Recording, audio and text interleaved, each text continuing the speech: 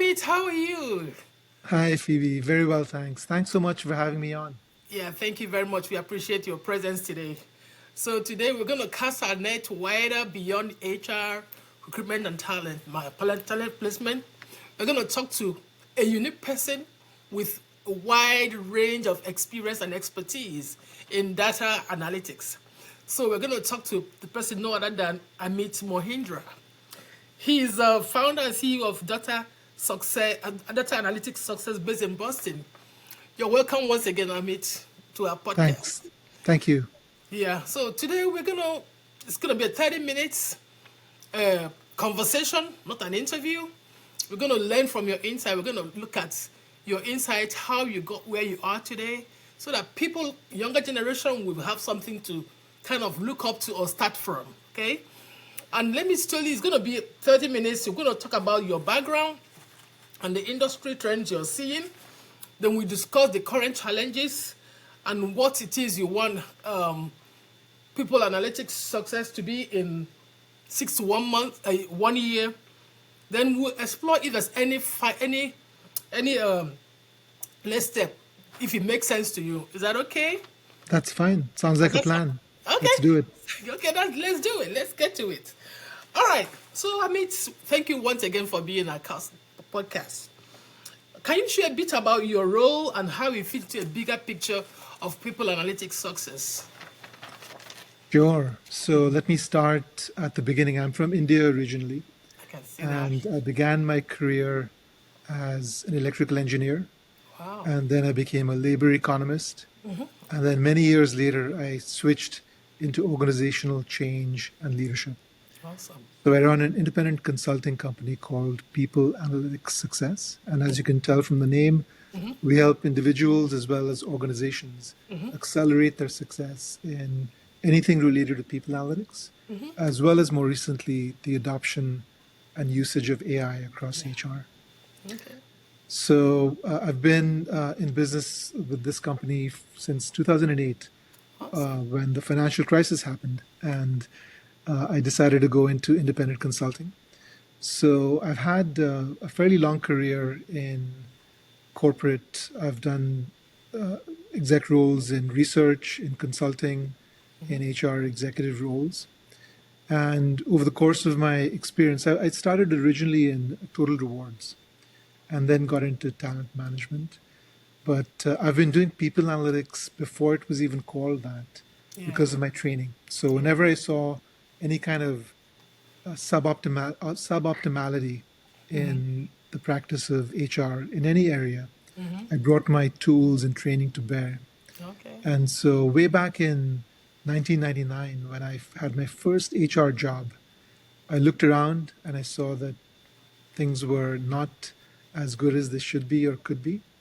And I asked my boss if I could start a new team.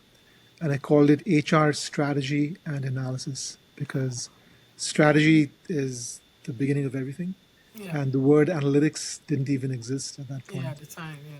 So anyway, that was the first team. And then I sort of continued my career in different companies and roles. I worked at IBM, for the World Bank, for Goldman Sachs, for Lucent Technologies, for Wayfair. So some very prestigious companies. Yeah, I see that. And in my travels, I realized that ultimately the math can be solved. The technology, you work hard enough, you can eventually get it to work and get people to use it. But what's really hard, Phoebe, is getting organizations to change the way they behave. And that's why I went back to school and got a doctorate in organizational change and Wow. leadership, because it's changing behavior, changing mindsets, addressing change through culture and leadership. That's really what's important, Yeah. especially as we see AI advance so quickly. It really requires us to think differently and to behave differently, especially as leaders. Yeah. Oh, that's awesome. I saw your background and where you've worked to.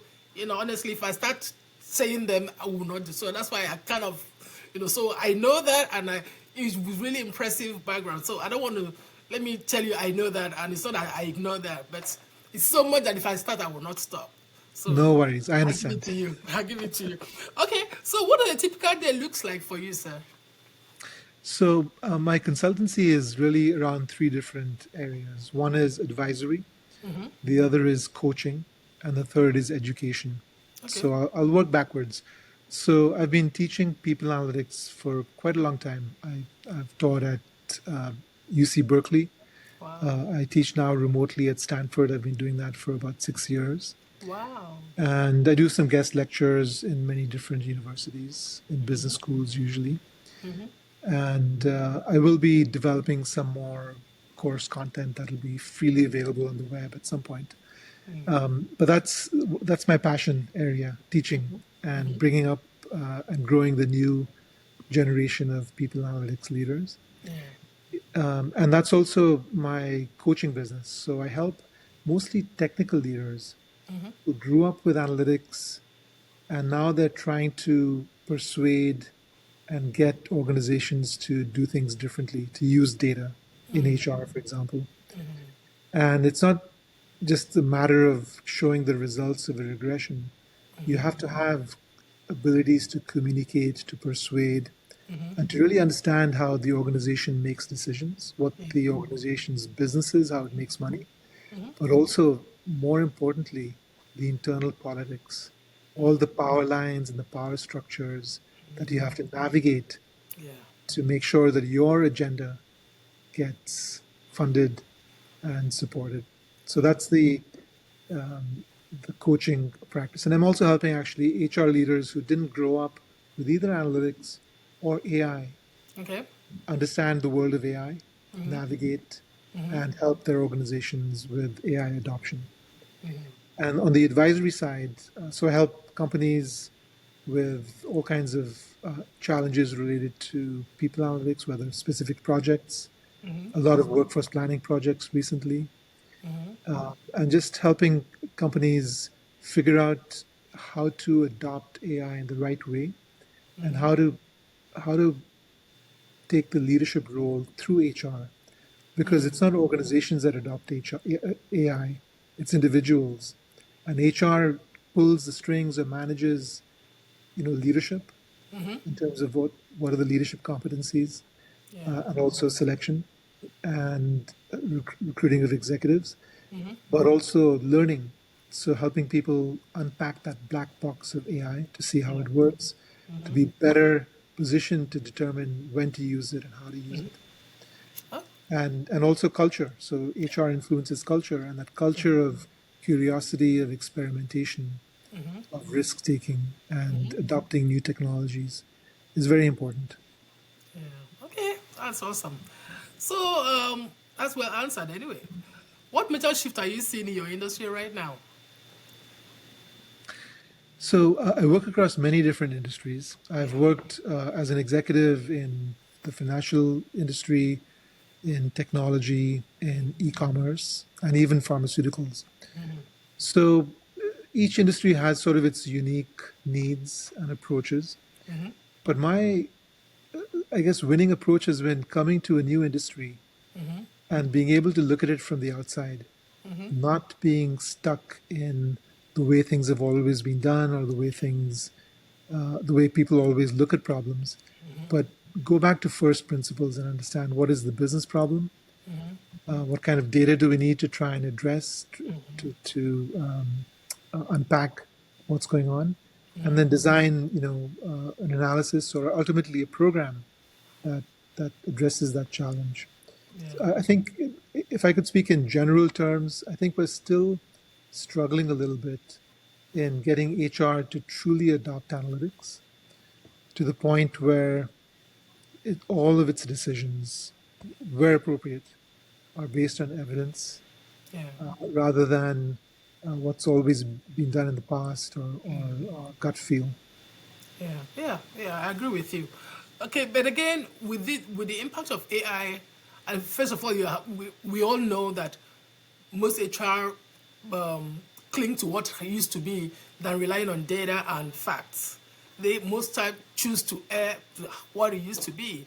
But now with the AI coming in, how do you think you can adjust, or will I say, how do you think they can embrace that? Is it if they're having possible difficulty embracing analytics, how do you think Exactly. you can, yes, help them, or help them to at least embrace AI? You're spot on, Phoebe. HR had difficulty even embracing analytics, Yeah, and AI is a totally different ball game. yeah. So, and I had some experience when I've been using AI for a long time. As an Okay. engineer and labor economist, we've been using what I call the old-fashioned AI or analytical AI, machine learning, natural language processing, for a long time. But large language models are new. And I was at an organization when LLMs came about, and it changed the world. Yeah. For HR, it means many different things. One really important thing is that it's qualitative data that can now be analyzed more systematically using large language models. Yeah. And a lot of HR data, structured or unstructured, is in text form or in interviews, in focus groups, for example, in performance reviews, in goals and performance ratings. So now it's not just the quantitative analysis, which we'd gotten very good at. And that was pretty much the struggle so far, applying quantitative analysis to Yeah. HR. Now we can bring in qualitative and make it much more balanced. And I think it being more text oriented, verbal, Yeah. is probably easier for folks in HR to work with. It's an analogy is when you're programming or coding, you have languages that are they have their own syntax. It's very hard to understand, and then you subsequently have higher level languages where the syntax becomes more like regular English. And now with LLMs, you don't need to even code necessarily. You can just speak Yeah. and make things happen. So it's really shortened the distance for folks in HR to build products using AI that they probably wouldn't have been able to before. So coding, developing products, using qualitative data, and here again, because we deal in things like culture and skills and competencies, there's a lot of verbiage out there. Yeah. Now, skills is another huge area because there's a big frenzy almost around skills-based organizations, and everyone wants to become a skills-based organization. And that's been catalyzed by the advent of AI, because AI now allows us to almost guess or assess the skills of an individual Yeah. and the skills within an organization. Yeah. So until now, for decades, hundreds of years, every resume has had skills. Every job description has had skills. Every interview revolves around trying to figure out if the person has the skills or not. So it's not as if skills were never there, but it was too hard to categorize, to document, to label, to organize, to keep up to date all of these skills, right? But AI now allows us to infer skills and create a universal taxonomy that can be continually updated as new jobs and new skills come to bear. So I think HR can absolutely use AI in the area of skills and supercharge their recruiting, supercharge their internal mobility practices. And another big area I think that probably needs a lot more attention, and I'm doing a webinar on this next Okay. week. It's AI coaching. Okay. So coaching so far has been really the privilege of executives, senior people, and it's expensive. That's why it's not provided to everybody. But it's the most powerful kind of development tool we have. And AI now has allowed us to democratize that. So not just the frontier models like ChatGPT and Perplexity Yeah. and others, Gemini, you can use those to serve as coaches. But now there are actually coaching platforms that use LLMs that that act as coaches, and everyone can have them. And it's not exactly the same as human coaching, because it's important to have a human being when it's a really difficult situation involving politics or situations which are fraught. Yeah. But the bulk of coaching, in the moment, rehearsal for presentations or for meetings, that can absolutely be done by Yeah. AI coaches. It's very good. And I've been truly amazed by how far the technology has come. So I'm a huge advocate of AI coaching. Oh, awesome. Thank you very much. So, what has been working well for you right now? What has been frustrating? I think what I get frustrated by is I see a lot of HR leaders struggle with this whole question of AI. And very often, organizations just appoint somebody, you be the lead on AI. And more often than not, it's somebody who probably didn't want the job in the first place, but for some reason, maybe the people analytics team is under them, or they're seen as more adventurous. They get the accountability to do this. I just wish that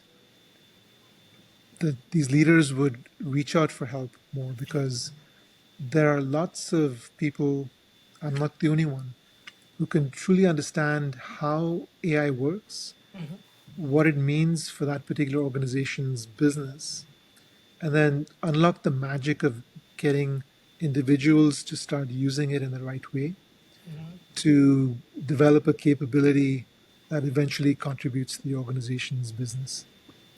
So part of that is certainly education. And one of the things that I offer is a very gentle introduction to AI. So you take the black box, you unpack it so that it's not a black box anymore, maybe a gray box. We don't do any math, but we help people understand how AI works so that they're much more judicious in choosing when to use it, because you shouldn't use it everywhere all the time. Yeah. That's the problem. This frenzy that the consulting companies have created with these double-digit productivity gains they predict will happen with AI. It's being Everyone is being asked to use it, and it's not necessary, I think. So just getting help and taking things at the right pace and the right direction. Because when you're in a frenzy and everyone is asking you for the answer tomorrow, you can start doing some things that will not be good for the long term. Yeah. Okay. Yeah, I agree. There's a lot of misconception about AI, and most of the talking point is going to take your job. Nobody is talking about the efficiency part of it, which I'm happy you are aware. We all know it's about the use of it. If you Yeah. know what you do, you can unlock a lot. All right. Okay. How do you currently measure success in people analytics? Well, I'm a consulting business, so it's very much signings, customers that repeat the business, Awesome. coaching clients that sign up for another round of coaching, student feedback in my Okay. courses. That's nice. So very, very practical measures of success. And also, am I learning? And that's one of the ways in which I choose new projects. Is it a new industry? Is it a new area? Will I learn something? That is one of the motivating factors for me to find new work. Awesome. Okay, which metrics are you focused on improving now on, you know, So it depends by client. It depends by project. But since I know you focus a lot on recruiting, and there are standard metrics in recruiting. The and recruiting is one of those areas that generates the most data. The most data. The trouble often is that it's not usable often because within the recruiting system or the applicant tracking system, the recruiter doesn't necessarily push the right buttons, yeah. which is extra work. So it's understandable. The recruiter is not tech people, but unless they do push the right buttons, you won't get the right data to create your metrics. I think we have to. I think the efficiency metrics, time to fill, and things like that, cost per hire, those are standard, and we need to keep looking at those, making sure that the data and the metrics are reliable and valid. But I think quality of hire becomes more important. Yeah. And especially with executive recruiting, which is a different kettle of fish than regular recruiting. Yeah. It's more outbound, it's more focused on quality versus quantity, there's a lot more risk involved. But I think now you need leaders that are ready for this rapidly changing world. Now, everyone says that. In the 19th century, people said that. In the 20th century, people said that. But I think AI's and the rapid pace of AI development has changed everything. And in the past, we needed leaders who had a bold vision and could inspire you and make you follow them to do whatever needed to be done. But that really assumes that the leader knows what the direction is. I think now, with so much uncertainty, so many new things happening, with so much disruption, not just in technology, but in geopolitics and economics, it's a situation where a lot more is unknown than known. Yeah. And you have to have leaders who are able to adapt in the sense that they can bring their people along and learn together in this new changing environment. It's no longer command and control. It's no longer listen to me, I know the answer. It's, let's learn together through uncertainty. I'll help you get through this. And it's very important for the leaders to now recognize people's distress. There's a lot of distress because of all of this economic, political uncertainty, Yeah. but also AI, because as you mentioned, everyone is saying AI is going to take your job, and then say somebody who knows AI is going to take your job. But my thinking is that AI is not, AI is going to transform jobs. But more importantly, AI is exposing leaders who never truly exploited human potential in the first place. I like that. Right? So if you're thinking of replacing somebody with AI, that means you've been underutilizing that person for years. So I think in exec recruiting, we have to be very careful about making sure that people we bring into the organization are adaptive leaders that can work in this uncertain environment, bring people along, help them, and help us get to a better place from a business standpoint, but also from a culture standpoint. Yeah. Yeah, I really like the way you said if you're afraid of that, it means that you've never really explored, use people the right way. That's, in a layman's language. Okay, I'm not, so I don't know if you answered my question, but again, what I'm asking, what I want to know, where do you want people analytics to be in in the next 1 year? What's your vision for next 1 year? Yeah, so people analytics has been around for at least 10, 20 years Awesome. in different forms. Like I said, I started my first formal team in 1999, and I'm sure I wasn't the only one. But it's accelerated, and now pretty much every company, mid-size and above, has a people analytics team, or at least one person doing people analytics. And the field has evolved a lot. In my time, I was at the cutting edge, the bleeding edge, trying to explain to people what it was and trying to garner resources and trying to create products and services for the organization. So I think now it's carved out its place. It's a known HR function that is generally recruited for. It's part of the HR organization, and I think certainly it needs to play a leading role in AI and AI adoption, helping HR leaders with AI. And I think it needs to also move beyond just the analytics and sort of solving point solutions or small solutions. It needs to look at the bigger picture and get more involved in transformation Yeah. and change. And I've always, and maybe it's because I've started people analytics teams, at Apple and Mckesson, two Fortune 10 companies, Yeah. from a standing start. So for me, people analytics is literally change management or change leadership. because you're introducing a completely different way of doing things and thinking of things into HR. And so you have to be very change oriented. Yeah. So I think people analytics leaders need to move beyond the technical understanding and Yeah. technical capabilities into becoming more comfortable with understanding change and leading change. Yeah. So what I can see is like, you want people analytics to lead the change, all right, in AI and still with your, in addition to your HR analytics, all right. Okay. Okay. So why is that your why is that what you want to be? Why? Why is that your goal?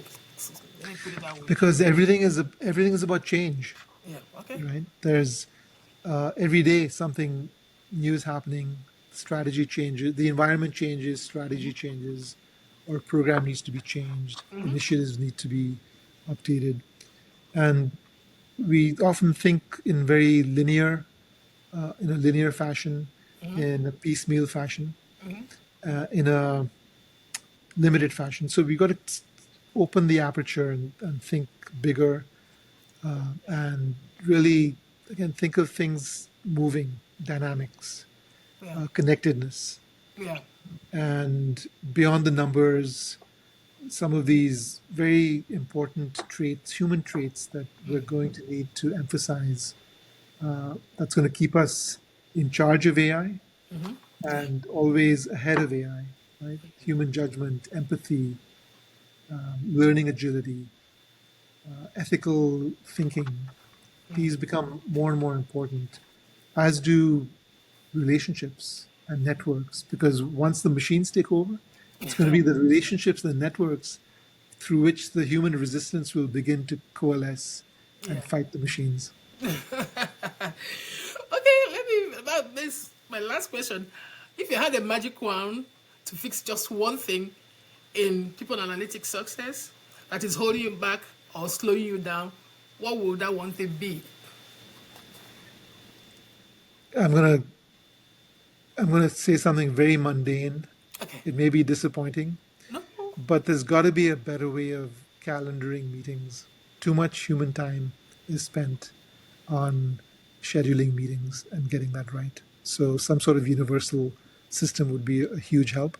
Now there are some products that help you with this, but it doesn't solve across all platforms. And I think everyone's life you could get back at least 10 minutes a day on average if we didn't have to spend so much time adjusting and rescheduling and scheduling meetings.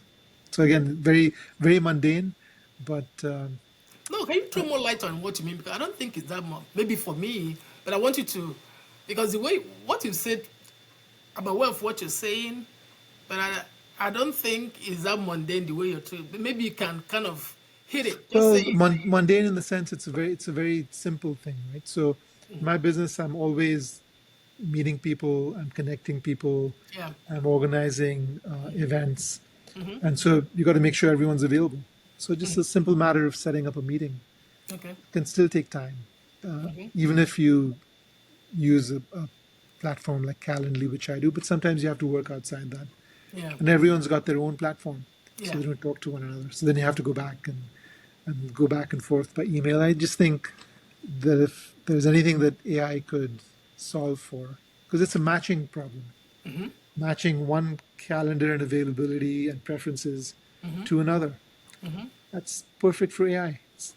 At least the old-fashioned AI, analytical AI, matching, Yeah. right? So an optimization through Yeah. machine learning.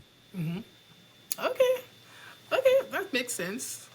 All right, again, I want to thank you again, Mr. Amit, for coming to our podcast. You really shared a lot of insights in your analytics experiences, and I know a lot of us will really learn from that. And like I said earlier, I know a lot and I saw a lot of your experiences. If I should start reading it, it won't even come this far. I will still be reading it up till now. So don't don't think I don't know you are a loaded stuff. And we want to thank you for coming to our podcast. My Uh, complete pleasure, Phoebe. Thank you so much for the questions and the conversation. Thank you very much.